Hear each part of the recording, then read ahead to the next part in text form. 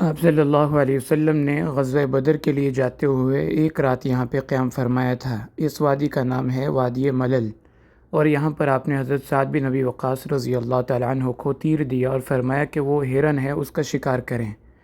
اب بھی یہاں پہ آ کے لوگ تیر اندازی کرتے ہیں، یہ دیکھیں بھائی۔ هنا مر النبي صلى الله عليه وسلم مع أصحابه في طريقهم إلى غزوة بدر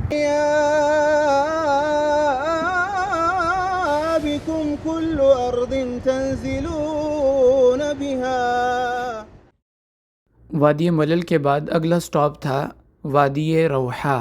یہاں پر آپ صلی اللہ علیہ وسلم نے ایک رات قیام فرمایا، اور اس وادی کو درب الانبیاء کہا جاتا ہے۔ روایات میں آتا ہے کہ 70 انبیاء اپنے حج کے سفر میں اس وادی سے گزرے ہیں۔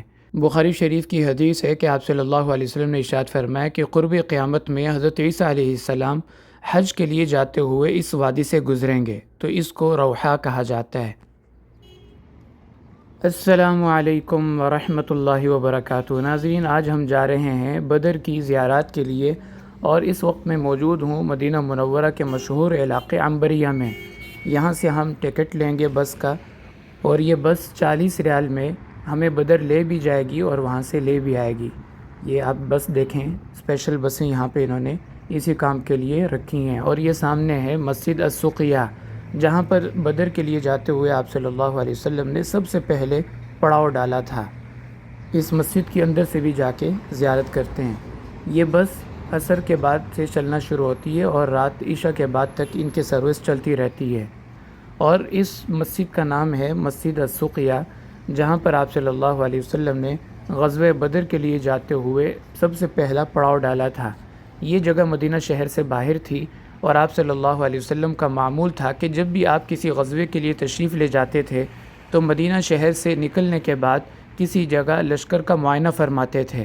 تو بدر کے لیے جاتے ہوئے آپ صلی اللہ علیہ وسلم نے یہاں پہ پڑاؤ ڈالا اور 3 کام فرمائے۔ یہ جو جگہ ہے یہ حضرت سعد بن ابی وقاص رضی اللہ تعالیٰ عنہ کی ملکیت تھی۔ یہ دیکھیں آپ، ٹرین کی پٹری ہے۔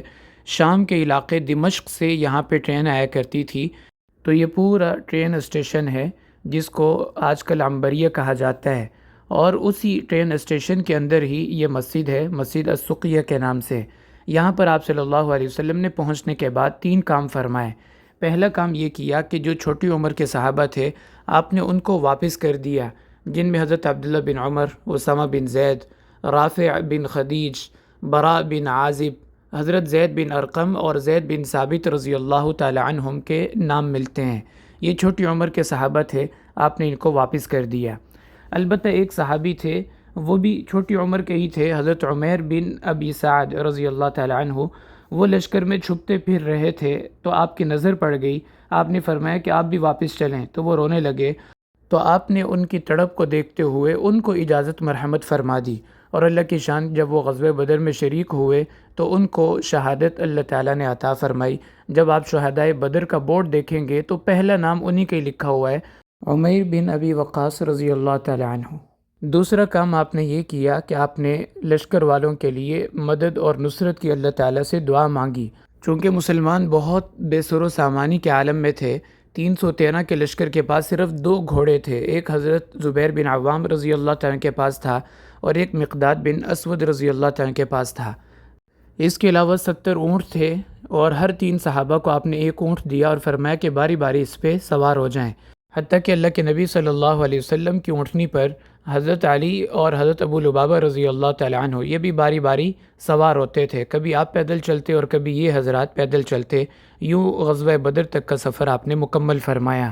ان حضرات نے بہت کوشش کی کہ ہم پیدل سفر کریں گے تو آپ سواری پہ ہی رہیں، لیکن آپ نے اس بات کو قبول نہیں کیا اور فرمایا کہ تم میرے سے زیادہ طاقتور نہیں ہو، اور دوسری بات یہ کہ ایسی بات بھی نہیں کہ مجھے اجر کی ضرورت نہیں۔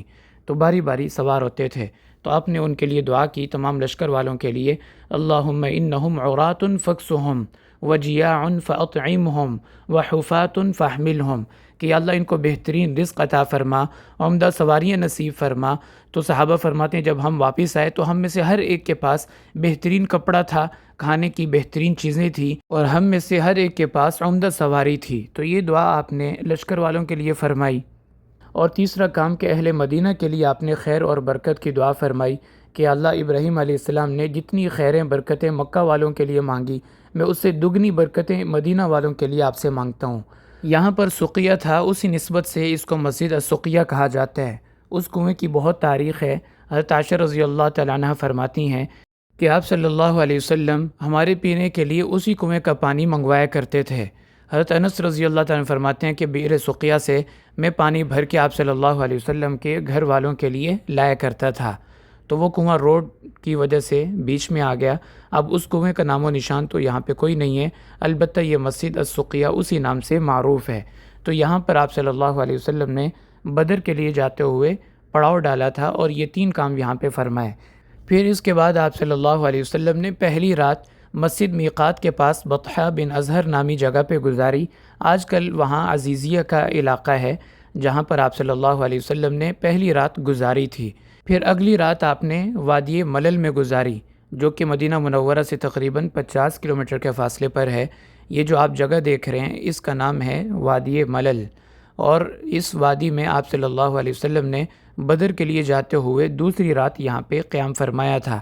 یہ خیمے یہاں پہ لگائے گئے ہیں یہ دکھانے کے لیے کہ آج سے 1450 سال پہلے آپ صلی اللہ علیہ وسلم اور صحابہ کے خیمے تھے، اور انہوں نے بدر کے لیے جاتے ہوئے یہاں پہ ایک رات قیام فرمایا تھا۔ اور وادی ملل کے قریب ہی ایک جگہ تھی جس کو آج کل تربان کہا جاتا ہے، جہاں پر آپ نے حضرت سعد بن ابی وقاص رضی اللہ تعالیٰ کو فرمایا کہ یہ سامنے ہرن ہے، اس کو آپ نے شکار کرنا ہے۔ وہ فرماتے ہیں کہ جب میں نے تیر نکالا تو آپ صلی اللہ علیہ وسلم میرے قریب آ گئے، اور آپ نے اپنی ٹھوڑی میرے کندھے پہ رکھی، جس سے آپ کا رخسار میرے رخسار کے ساتھ لگنے لگا، اور آپ نے دعا دی، ارمی یا سعد اللہم سدد رمیتک، کہ اللہ کرے آپ کا تیر نشانے پہ جا کے لگے۔ فرماتے ہیں کہ اس دن کے بعد سے کبھی بھی میرا نشانہ خطا نہیں گیا۔ تو اسی عظیم واقعے کی یادگار میں یہاں پہ پورا انتظام کیا گیا ہے کہ اگر کوئی تیر اندازی کرنا چاہتا ہے تو وہ یہاں پہ تیر اندازی کر سکتا ہے۔ پھر اس کے بعد یہ ہے روحا کا مقام، جہاں پر آپ صلی اللہ علیہ وسلم نے بدر کے لیے جاتے ہوئے تیسری رات قیام فرمایا تھا، اور اس وادی کا بہت ساری احادیث میں تذکرہ ملتا ہے، اور اس کو درب الانبیاء کہا جاتا ہے، کیونکہ روایات میں آتا ہے کہ 70 انبیاء حج کے سفر میں اس وادی سے گزرے ہیں، اور بخاری شریف کی حدیث ہے کہ قرب قیامت میں حضرت عیسیٰ علیہ السلام جب تشریف لائیں گے تو وہ بھی حج کے سفر میں اسی وادی سے گزریں گے، اور بے شمار روایات میں اس وادی کا تذکرہ ملتا ہے۔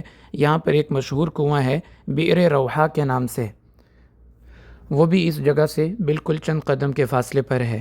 یہاں پر آپ دیکھیں تو یہ ہاتھ سے نام لکھ کے دیتے ہیں لکڑی کے اوپر، 35 ریال کا ایک پیس یہاں سے آپ لے سکتے ہیں، اور اپنی مرضی کا کوئی بھی نام ان سے لکھوا سکتے ہیں، چمڑے کے اوپر یا لکڑی کے اوپر مختلف نام لکھ کے دیتے ہیں۔ تو بہرحال بڑی مہارت کا کام ہے ماشاءاللہ۔ آپ ہاتھ کی صفائی آپ دیکھیں کتنی خوبصورتی کے ساتھ یہ نام لکھ کے دیتے ہیں۔ یہ پورا سیٹ اپ یہاں پہ انہوں نے اپنا بنایا ہوا ہے۔ تو یہ وادی روحا جنت کی وادیوں میں سے ایک وادی ہے، اور بہت ساری روایات اور احادیث میں اس کا تذکرہ ملتا ہے۔ اب یہاں سے ہم جائیں گے وادی زعفران، جہاں پر آپ صلی اللہ علیہ وسلم نے چوتھی رات گزاری تھی، اور یہاں پر وہ مشہور واقعہ پیش آیا کہ جب آپ نے صحابہ سے فرمایا کہ مشرکین ہمارے ساتھ مقابلہ کرنے کے لیے مکہ سے آ رہے ہیں، اور جو تجارتی قافلہ تھا وہ سمندر کے ساحل سے گزرتا ہوا یہاں سے نکل گیا ہے، اب بتاؤ کیا کرنا چاہیے؟ کیا آگے بڑھ کر ہم ان کا مقابلہ کریں یا واپس مدینہ جائیں اور اپنی جنگ کی تیاری کر کے آئیں؟ اشیروا علی القوم، اشیروا علی القوم، لوگوں مجھے مشورہ دو، مجھے مشورہ دو۔ تو آپ کی چاہت یہی تھی کہ ہم پیچھے نہ جائیں بلکہ آگے بڑھ کے ان کا مقابلہ کریں، لیکن آپ مہاجرین کے ساتھ انصار کی رائے لینا چاہتے تھے۔ کچھ مہاجرین نے آپ کو اپنی مدد کا یقین دلایا، لیکن آپ پھر بھی یہی الفاظ فرماتے رہے، اشیروا علی القوم۔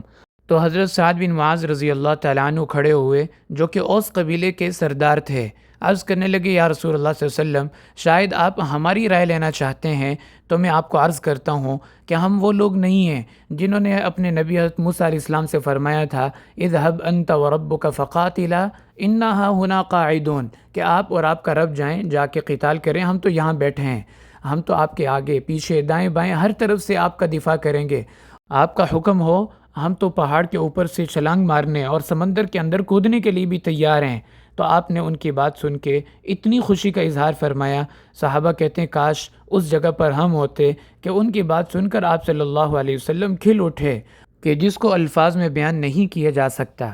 تو وہ واقعہ یہاں پر پیش آیا تھا وادی زعفران میں۔ ویسے آپ اپنی گاڑی میں بھی ان جگہوں پہ آ سکتے ہیں، لیکن ہر جگہ پھر آپ کو آنے کے لیے 10 ریال کی ٹکٹ چاہیے ہوگی۔ بس کے ذریعے آپ آئیں گے تو آپ فری یہاں پہ ان جگہوں پہ آ سکتے ہیں، اور گویا کہ 40 ریال جو آپ کے بس میں لگے ہوں گے وہ اس طرح پورے ہو جائیں گے، اور بس کا سفر آپ سمجھیں کہ آپ کا آنا جانا فری میں ہو گیا۔ تو بہرحال یہ وہ 4 جگہیں ہیں جہاں پر آپ صلی اللہ علیہ وسلم نے غزوہ بدر کے لیے جاتے ہوئے آرام فرمایا تھا اور رات کو یہاں پہ پڑاؤ ڈالا تھا۔ ایک عزیزیہ کا علاقہ جو کہ میقات کے پاس ہے، پھر وادی ملل، پھر اس کے بعد روحہ، اس کے بعد یہاں وادی زعفران میں جہاں ابھی ہم موجود ہیں۔ یہ بھائی ساری وہی تفصیل بیان کر رہے ہیں۔ پھر یہاں سے جمعرات کی صبح و فجر کے بعد آپ صلی اللہ علیہ وسلم بدر کے لیے تشریف لے گئے، اور شب جمعہ یعنی آخری رات پھر آپ نے بدر میں ہی گزاری۔ اب ہم یہاں سے بدر کے لیے جائیں گے، اور یہاں پہ عرب لوگ جو قصیدے پڑھتے ہیں اور لوگوں کو محظوظ کرتے ہیں وہ بھی آپ کو تھوڑا سا دکھا دیتا ہوں، ایک جھلکی اس کی بھی آپ دیکھ لیں، اس سے بھی پرانی صدیوں پرانی انسان کو کیفیت تازہ ہوتی ہے۔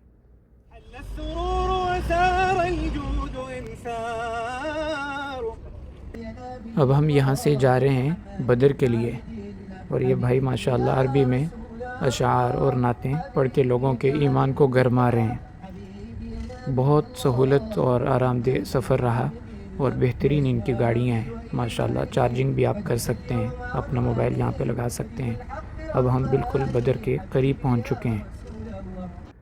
تو ناظرین یہ ہے بدر کا علاقہ، اور اگر سامنے آپ دیکھیں تو یہ ایک پہاڑ آپ کو نظر آ رہا ہوگا، اس کا نام ہے جبل الملائکہ۔ یہ اس پہاڑ پہ فرشتوں کا نزول ہوا تھا، اور سامنے بس بھی ہماری کھڑی ہے بدر والی، اور آگے پھر شہدائے بدر کا قبرستان ہے، مسجد العریش ہے۔ تو بہت ساری زیارات ہیں جو بدر میں دیکھنے سے تعلق رکھتی ہیں۔ چونکہ ویڈیو پہلے ہی بہت لمبی ہو چکی ہے، اس لیے اس کو یہاں پہ بس کرتے ہیں۔ انشاءاللہ اگلے ایپیسوڈ میں وہ بدر کے تمام تاریخی مقامات کی تفصیل سے زیارت کریں گے، جس میں مسجد العریش، پھر وہ میدان جہاں پہ بدر کا معرکہ پیش آیا، اور شہدائے بدر کا قبرستان، اور جبل الملائکہ، کثیب الحنان، یہ ساری جگہیں انشاءاللہ ہم پھر اس تفصیلی ویڈیو کے اندر کور کریں گے۔ امید ہے کہ آج کی ویڈیو میں بہت ساری نئی معلومات اور دلچسپ جگہیں آپ کو دیکھنے میں ملی ہوں گی۔ تو اس جبل الملائکہ سے اس دعا کے ساتھ ہم اپنی ویڈیو کو ختم کرتے ہیں کہ اللہ تعالی ہمیں بھی صحابہ جیسے جذبات عطا فرمائیں، اور ان کا سچا عشق اور کامل اتباع اللہ تعالی ہمیں نصیب فرمائے، اور قیامت کے دن انہی کے ساتھ ہمارا حشر فرمائے۔ وآخر دعوانا ان الحمد للہ رب العالمین۔